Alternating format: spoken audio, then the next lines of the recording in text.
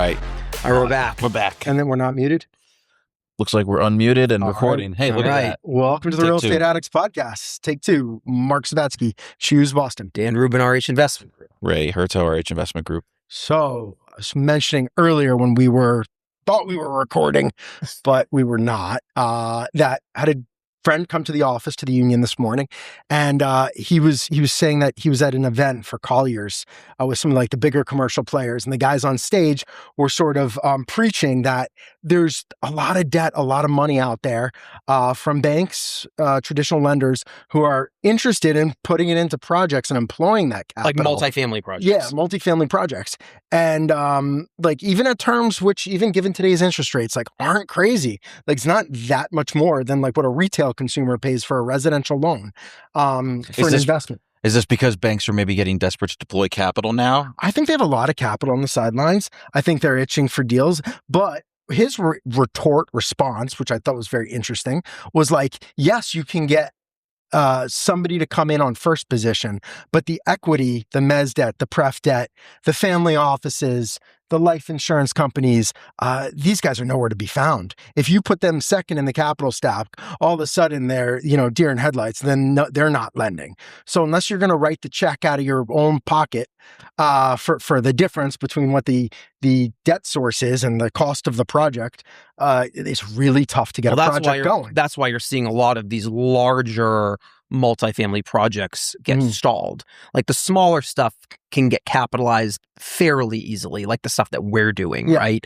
But the bigger projects, you're seeing so much. You're seeing the approvals, but you're not seeing anything being built, probably because of that. And you also don't know what the primary lenders are charging or what they want you to bring to the table from an equity standpoint. Because, long gone are the days where you can just bring, 25% to the table. People want 30%, like lenders want 30% plus now. Right, and when you go out there and the equity is so expensive that it just kills the project. It doesn't make sense. Right. You got to bring more equity and that's more expensive. Right. And you can't even find it. Well, I was going to say, why can't you find it? What were they you could probably thinking find it. It's just going to be very expensive to find. I mean, I'm sure I anecdotally, I heard of a very large developer locally who has allegedly a very nice project and went out to the equity market and came back with goose eggs. So they used a debt broker. Really? They came back, a month later and sat around the table and they're like, so who do we have competing for the equity slice? It's like nobody. And what was the reasoning? Because of that? The risk factor? That's a very common thing out there. So a couple things are happening in the equity market. One is, as we've talked about, I think the political risk represents a real headwind. I think. Are we talking about what specifically, like the rent control measures? Okay. Right. Oh, so these are multifamily rentals. Yeah. It's not for sale development. Yeah, both are having just as hard of a time. You're better off with a rental than a for sale product if you're trying to source equity, because a lot of these funds it's a tax decision for them.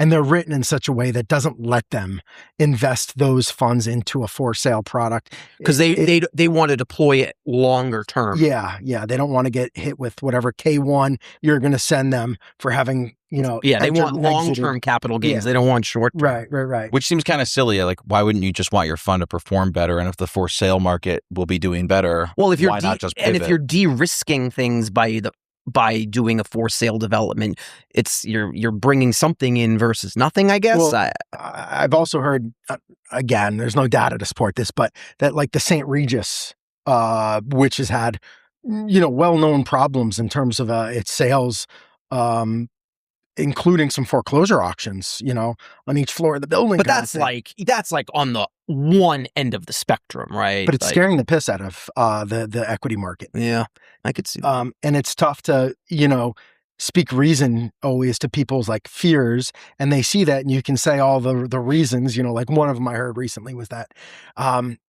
there's the feng shui in the units is bad.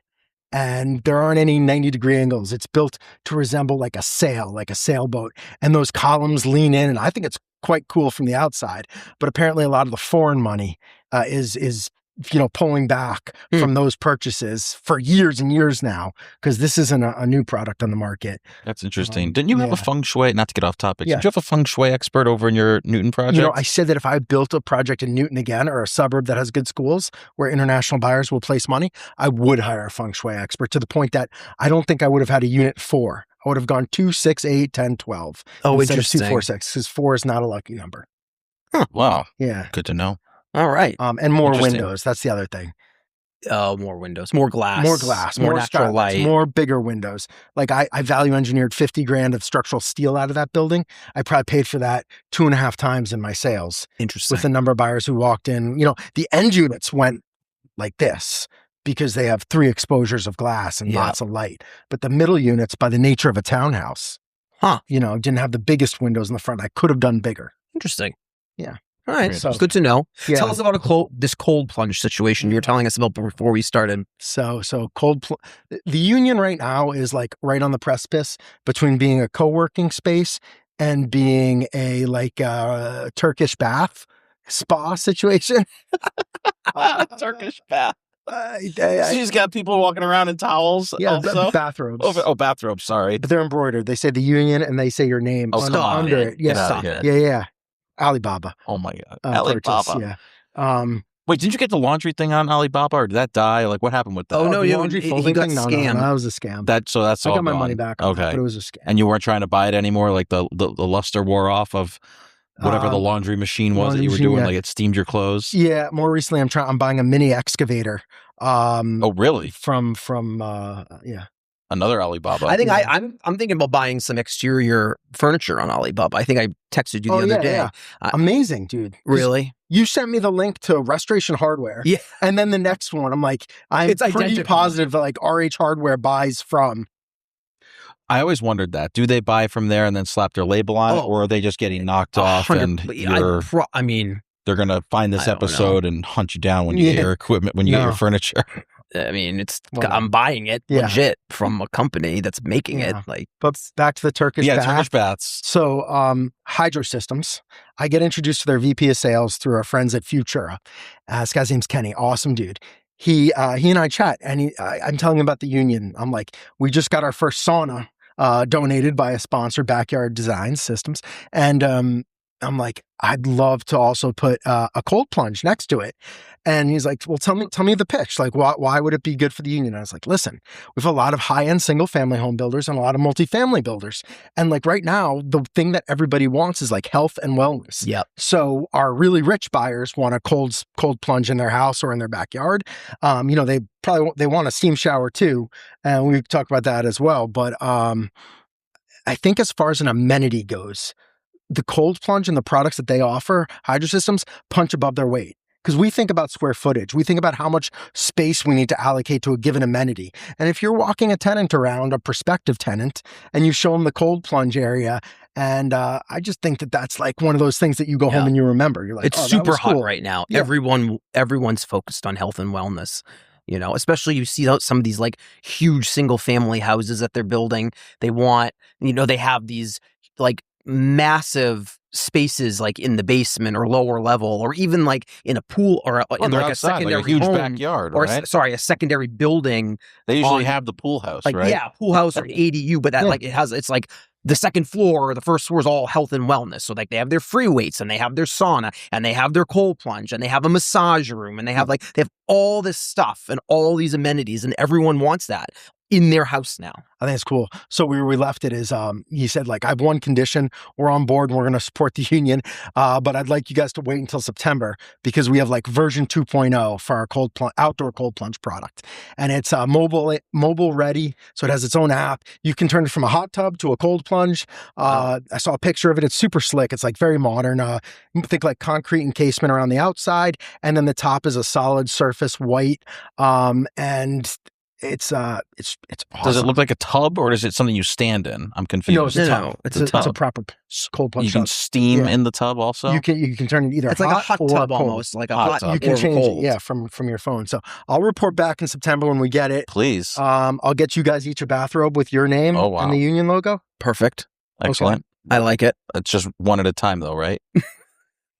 I mean, you do you. It's 2026, Ray. It's all good. I can see that. I can see that in a. Are you saying you want to share? I don't care. I'm just curious how many people were putting in this thing at once. When you guys say that you're partners, do you say you're business partners or just my? It's funny you say that because sometimes, depending on the audience. Yeah. Depends on the day. Yeah. Yeah. We say partner and then they're like, oh, so your husband want to do something? They're like, no, we're business partners. Yeah. It's all good. Hey, your work husband. We're open. Yeah. I just threw you off. You really threw me off. All right. Well, why are we here? We're here. I want to try something new. Calling it the Multifamily Minute, maybe. Just a couple news articles, and I printed them out because I suck at remembering things off the top of my head. Point in time, yeah, this is from what's going on right now. We'll call this what's number one? Tell us what's happening. From May of 2013, and so all right, 13. Excuse me, 2026, May 13, 2026. Okay. All right. So this one came from the Multifamily Dive and some other places, but essentially, you guys remember the pandemic, right? How much fun everyone had there. Remember when they put us on lockdown? Yes. And you couldn't evict anybody. So now the federal government is staring down a bill of over $1 billion. All on the tab of taxpayers, of course, from that policy decision where they froze evictions. What, from the raft payments? From the CDC eviction moratorium. So from the federal government could pay about $1 billion to settle claims from roughly 1,800 landlords who say the nearly year-long eviction freeze from the CDC during COVID-19 cost them rental income and, most importantly, violated their Fifth Amendment rights in the case known as Darby Development versus United States. The legal road was long. On August 7th of 24, the Court of Appeals for the Federal Circuit overturned the lower court's dismissal of the case. So they essentially got dismissed initially. Then they overturned it. Interesting. And they held that the landlords had plausibly stated a Fifth Amendment takings claim was valid. And then, reported by Jenner and Block on June 6th of 25, the Federal Circuit denied the government's petition for rehearing, one judge noting the case would benefit from Supreme Court guidance given its high financial stakes. And then, according to BizNow, attorneys at Duane Morris wrote that allowing Darby to proceed opens up the potential for billions of dollars in takings claims against the federal government. At the same time, the government is wading through tariff refund requests, so we have to have that going on separately. But the legal theory, the moratorium stripped landlords of their right to exclude non-paying tenants. And under Cedar Point Nursery versus Hasid, that is a per se physical taking, not a regulatory one, and was a much easier legal standard to meet. So high level, the eviction moratorium that the CDC put in place during COVID was not legal. It seems to be trending in that direction, and the government is going to be stuck with $1 billion bill. Possibly. Now, the claims from the article, which is in the summary here, was saying that the estimated economic loss was around $54 billion. So $1 billion in damages is essentially a drop in the bucket. And there were rental assistance programs run out, but I haven't filed my claims yet. Well, you have until September of this year. Okay, good. And you can reach out to the attorneys hoping to get the case resolved. They're obviously looking to settle, but I'm down hundreds of dollars. I don't know. It's something that we've talked about. Like, you can't just put a moratorium in place and expect no consequences, because if you have somebody that's aware of that situation and then takes advantage of it, what are you supposed to do versus somebody that is actually struggling?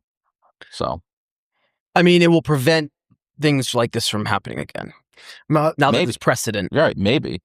It's a very interesting situation because this took 6 years to play out. I'll pivot off this slightly. Another challenge we're having right now is first time in a long time where rents are coming down in Massachusetts and Boston. No. Yeah. Rents are softening. Between 4% and 7% is what I've heard.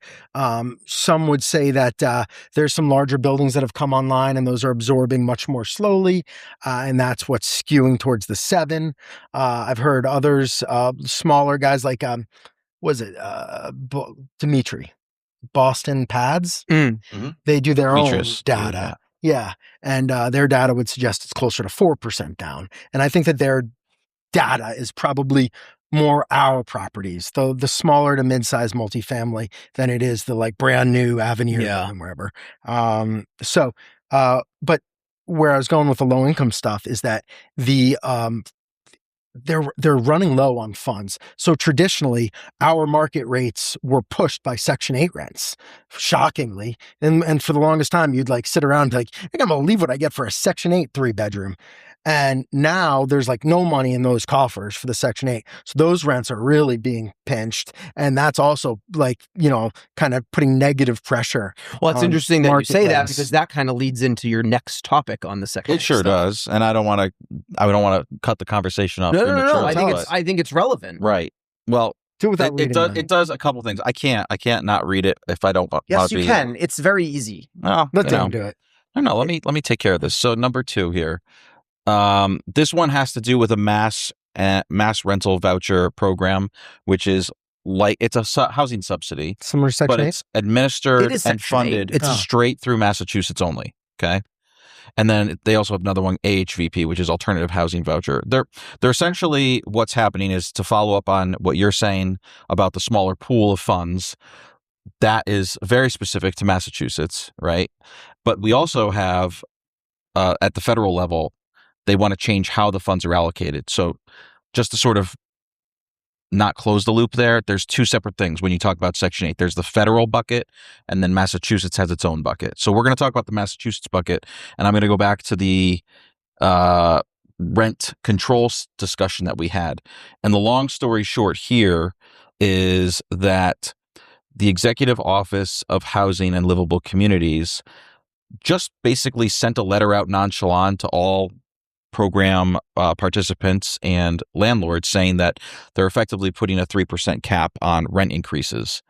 And this was done apparently through no legislative process. It's just program guidance.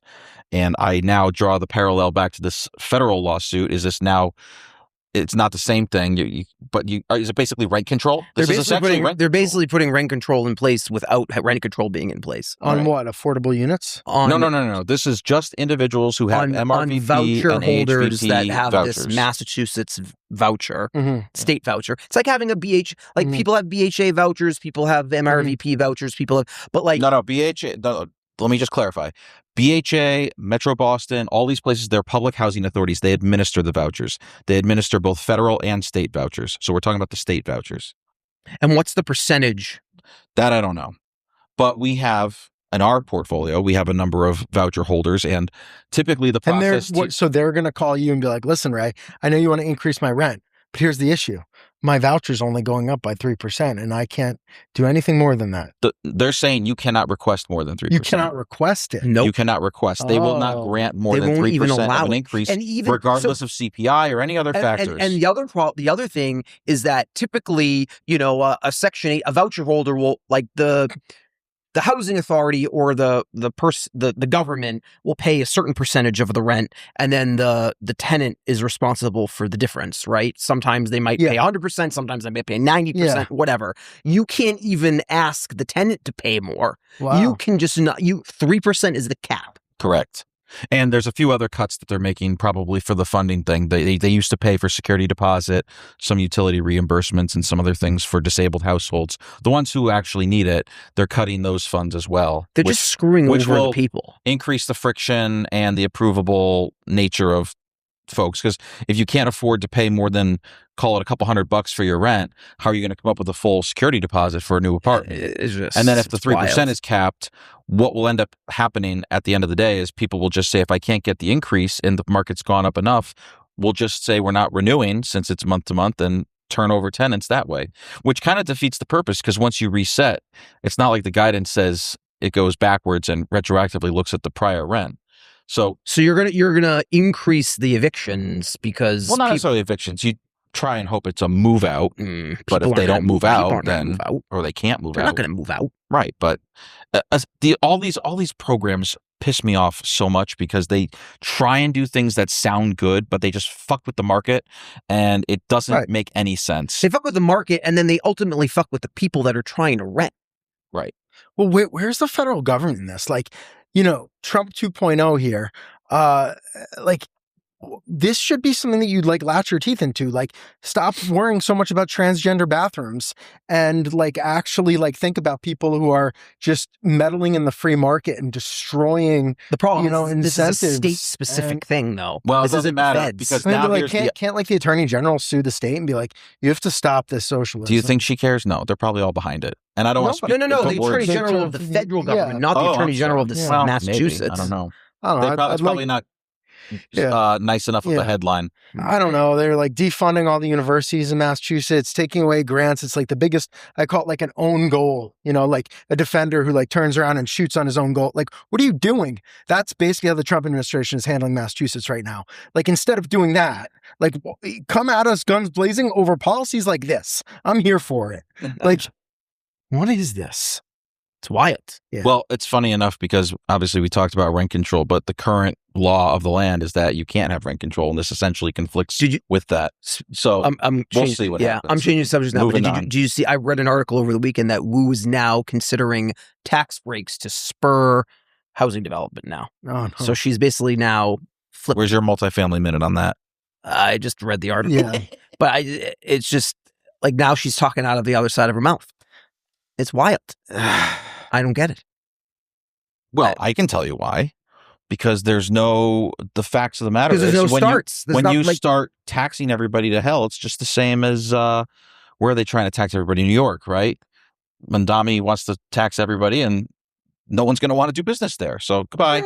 Money talks and money walks. Certainly. You need rich people. As much as you may hate them, you need them to create jobs and spur the economy. What happens is there's going to be layoffs in City Hall, and there's already salary freezes, and we're getting emails back from our plans examiners saying things like, sorry for the wait. I know we promised you these in 4 weeks. It's going to be more because we've been told by our superiors that there is no overtime available. And that's because all these overtime. It's also like an interesting thing it's an interesting thing to say, like, basically, I'm the customer, you're the customer. Like, can you imagine writing to a customer in a private sector job? Like, hey, sorry, you're disappointed with the service. My boss won't give me overtime this week. Yeah. I'm not going to get to it in the time I promised. Like, you get chewed out. Or you'd immediately just be like, I'm not doing business with you. See you later. I know. It's just. That's like your call today with the dumpster company. Oh, sorry, we only have 2 trucks available. So. Bro, call Circa Demo and Disposal. 1-844 waste less.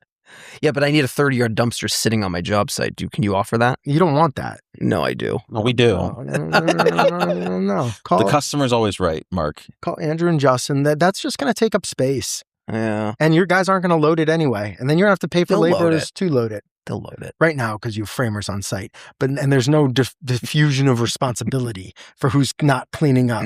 But once you get like 4 trades out there, forget about it. Okay. I don't know. This has been the Multifamily Minute. I don't know. No, this is good. This is good. If you guys want to hear more about current events in the real estate world, let us know. And if there's any specific real estate topics you want us to cover, hit us up in the comments. And the next update, we'll probably be talking about the roads, the Housing Roads Act or something like that. It passed in the House. The House and the Senate are arguing about it. Rent control in November. Rent control in November. We'll have some more updates for you. We're going to try and hit local and national levels and just what's going on, things that we read about that we chat about internally. We'll share with you. And hey, one more shout out to Hydro Systems for sponsoring the union with their cold plunge and spa products.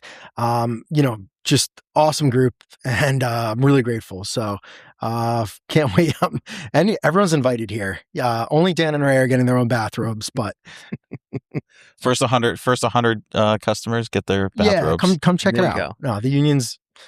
We're doing good stuff over there. We're excited. We'll check it out. Thank you for listening, rating, reviewing, subscribing, and watching. We'll catch you on the next one. Cheers. See you later.